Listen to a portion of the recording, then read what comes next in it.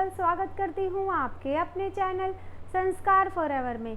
Friends, आज मैं फिर से हाजिर हूँ आपके लिए बैसाख मास के महात्म का 8वां अध्याय लेकर, जिसे सुनकर आप भी अपनी सभी मनोकामनाएं पूर्ण करेंगे, दान धर्म के सभी चीज़ों को समझेंगे, हमें किस तरह से क्या क्या दान करने चाहिए, उनका फल क्या प्राप्त होगा, इन्हीं सब चीज़ों का विस्तार से वर्णन है हमारे 8वें अध्याय में। लेकिन उससे पहले अगर आप मेरे चैनल पर नए हैं या आपने मेरे चैनल को अभी तक सब्सक्राइब नहीं किया है तो प्लीज़ पहले मेरे चैनल को सब्सक्राइब कर लीजिए, बेल आइकन के बटन को ऑल पर सेट कर लीजिए ताकि मेरी आने वाली सभी वीडियोस की नोटिफिकेशन मिल सके आपको सबसे पहले। तो चलिए शुरू करते हैं हम अपनी आज की वीडियो, जिसका शीर्षक है बैसाख महात्म का 8वां अध्याय। तदंतर मैथिली ने कहा, हे ब्राह्मण, जलदान न करने से इक्ष्वाकु वंशधर राजा का 3 जन्म चातक होना और मेरे घर में गृह गोधी बनना ठीक ही हुआ, क्योंकि साधु महात्माओं की सेवा न करने से गिद्ध की योनि पाई, परंतु आपने जो यह कहा कि उसे 7 जन्म तक कुत्ते की योनि मिली, यह बात मुझे बहुत अनुचित प्रतीत होती है कि उसे बिना कारण ही कुत्ते की कुयोनि क्यों मिली। हे विप्रवर, मैं आपका प्यारा शिष्य हूँ, आप मेरे इस संशय को दूर कर दीजिए।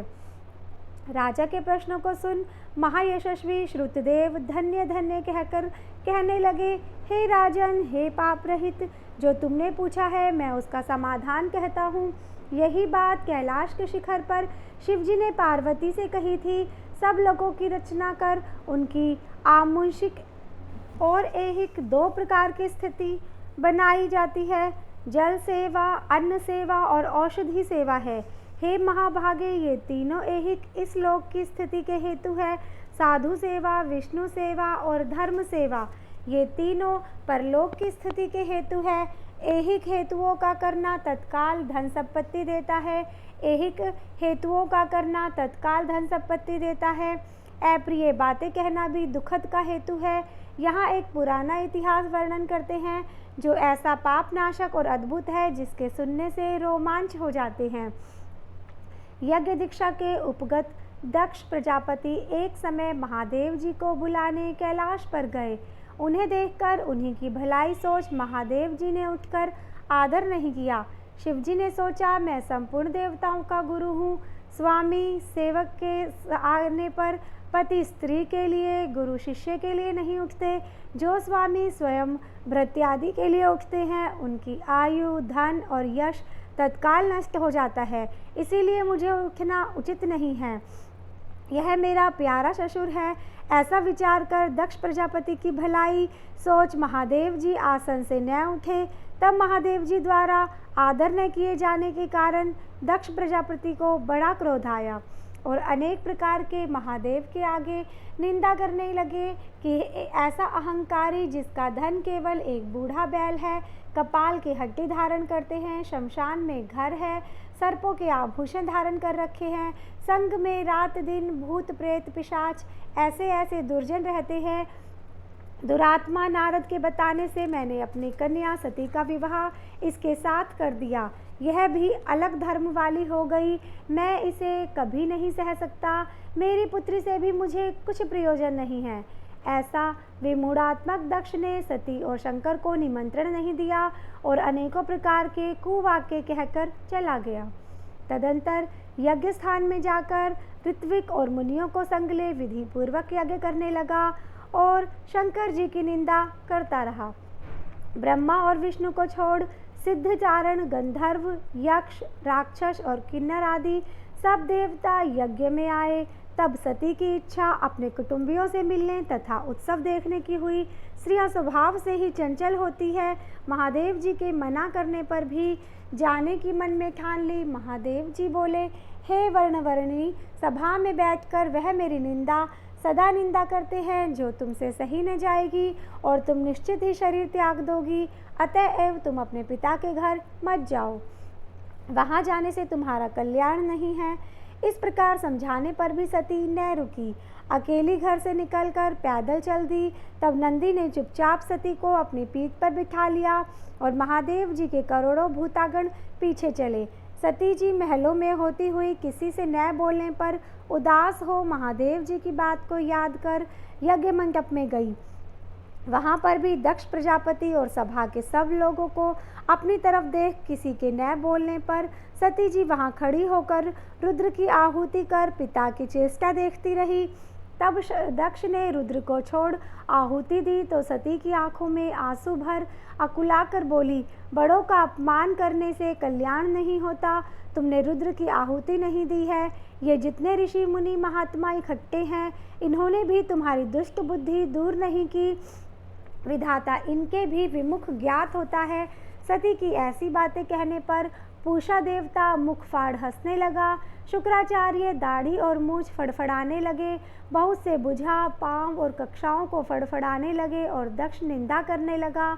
उनकी बातों और पति निंदा सुनने का प्रायश्चित करने के लिए क्रोध से लाल हो शरीर त्याग करने का विचार कर सबके देखते देखते सती होम की अग्नि में गिर पड़ी। सती के गिरते ही बड़ा हाहाकार मच गया। महादेव जी के गण भागकर शिव जी के पास पहुँचे और सब कथा कह सुनाई। शिव जी ने यह सुनते ही उठकर कालांतक के समान क्रोध से एक जटा उखाड़ पृथ्वी पर दे मारी, जिससे बड़ा बलवान महाकाय वीरभद्र उत्पन्न हुआ। उसके सहस्त्र भुजाएं थी और रूप यमराज के समान था। वह महादेव के सन्मुख हाथ जोड़ कहने लगा, क्या आज्ञा है। यह सुन रुद्र भगवान क्रोध करके अपने सन्मुख खड़े हुए वीरभद्र से बोले कि तुम बड़े बड़े बलवान भूतगणों को अपने साथ ले जाकर मेरे निंदक दक्ष का नाश कर दो, जिसके कारण मेरी प्रिया सती को शरीर त्यागना पड़ा। महादेव जी की आज्ञा पाकर वे सभी यज्ञशाला में पहुँचे और देवता असुर मनुष्य आदि सब सुभटों को मार गिराया। पूषा के दांत उखाड़ डाले और दुरात्मा भृगु को दाढ़ी मूछ उखाड़ डाली। जिसने जो अंग फड़फड़ाया था उसका वही अंग वीरभद्र उखाड़ फेंका और दक्ष के सिर की रक्षा भृगु के मंत्र बल से करने के कारण बड़े उद्योग करने पर भी सिर न कटा। तब रुद्र ने स्वयं आकर उस दुरात्मा का सिर काट कर अलग कर दिया और यज्ञ में जो आए थे उनका संहार कर गणों सहित कैलाश से चले गए। मरने से जो बचे थे वे ब्रह्मा जी की शरण में गए। उनको संग ले ब्रह्मा जी कैलाश पर पहुंचे। महादेव जी का क्रोध शांत कर संध्या दिखाकर उन्हें यज्ञशाला में ले गए और जो यज्ञ में मारे गए थे उन सबको जीवनदान कराया। सदाशिव ने दक्ष के धड़ पर बकरे का सिर रख दिया। उसी से उनकी प्रसन्नता के लिए वो बम बम बम किया जाता है। बकरे की दाढ़ी प्रभु के मुख पर लगा दी। पूषा के जहाँ तहाँ अंग लगाकर उसके सिर जोड़ और सबका कल्याण कर दिया। दक्ष का यज्ञ पूरा कराकर देवता अपने अपने स्थानों को गए और शिव जी नैष्ठिक ब्रह्मचर्य व्रत धारण कर गंगा तट पर पुण्यांग वक्त के नीचे तप करने लगे। दक्ष पुत्री सती ने हिमाचल के घर उनकी स्त्री मेनका के गर्भ में जन्म लिया और वहीं पर उनका पालन पोषण होने लगा। इतने में शारदासुर नामक एक राक्षस उत्पन्न हुआ और परमेश्वर ब्रह्मा से वर पाया कि सिवाय रुद्र के महाबली पुत्र के तू किसी से भी नहीं मरेगा। यह बात सुन उसने सोचा कि शिव जी के कोई स्त्री तो है नहीं, पुत्र कहाँ से होगा। वह सब लोगों और देवताओं को सताने लगा। तब देवताओं ने दुख पा ब्रह्मा की शरण ली। ब्रह्मा ने देवताओं को समझाया कि रुद्र भगवान की पत्नी सती ने पहले अपने पिता के यज्ञ में शरीर त्याग अब हिमाचल के धर्म जन्म लिया है, जिसका नाम पार्वती है और रुद्र भगवान हिमाचल के शिखर पर घोर तप कर रहे हैं। इसी तरह पार्वती का पाणी ग्रहण रुद्र भगवान से कराना चाहिए। ब्रह्मा के यह वचन सुन सब देवता इंद्र को लेकर अमरावतीपुरी में गए और बृहस्पति जी से सलाह करने पर अपने कार्य सिद्धि के लिए इंद्र ने नारद और कामदेव को बुलाया। उन दोनों को बुलाकर नारद जी को हिमाचल के पास कहलगाने के लिए भेजा कि वह अपनी पुत्री जो कि पहले दक्ष की कन्या थी उसको शिव जी की पत्नी बनाने को नियुक्त करे। नारद जी से जैसा कहा गया था वैसे ही करने चले गए।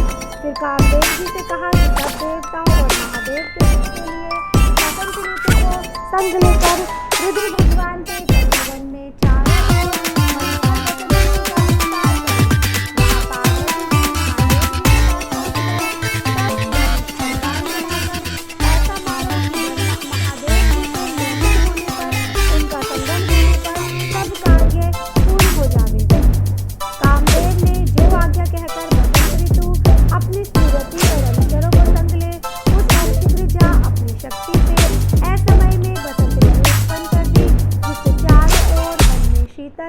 सुगंधित वायु चलने लगी। दैवात उसी समय महादेव जी भी पार्वती की सेवा से प्रसन्न हो उन्हें गोदी में बैठाकर कुछ कहने लगे। तब कामदेव ने प्राणप्रिया के संगम का उचित समय जान महादेव जी के पीछे वृक्ष की ओट से एक बाण चला दिया, जिससे महादेव जी ने मन चंचल होने से चित्त में व्याकुलता हो इधर उधर देखा तो कामदेव दिखाई पड़ा।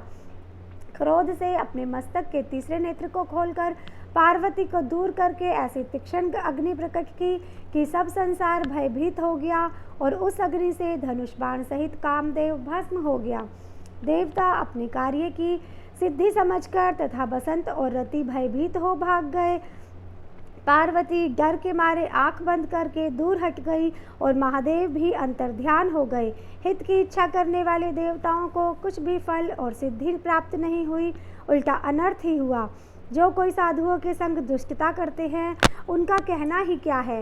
इसी प्रकार साधुओं की सेवा न करने से इक्ष्वाकु के पुत्र ने दुख भोगा और अनेक बुरी योनियों में जन्म लिया। जो रात दिन इस पुण्य चरित्र पूरी रूपी पुराने इतिहास को सुनते हैं वे जन्म मृत्यु बुढ़ापा आदि से निसंदेह छूट जाते हैं। तो फ्रेंड्स, इस तरह से हमारा बैसाख महात्म का 8वां अध्याय पूर्ण होता है।